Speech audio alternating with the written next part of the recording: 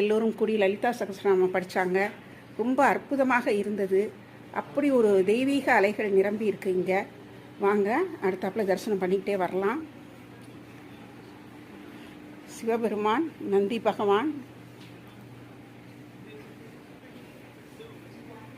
ஸ்ரீ ஷீரடி சாய்பாபா,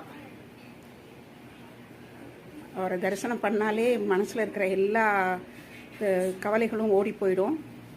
அவரை தரிசனம் செய்து கொள்வோம். வேண்டியதை வேண்டியபடி தருவார்.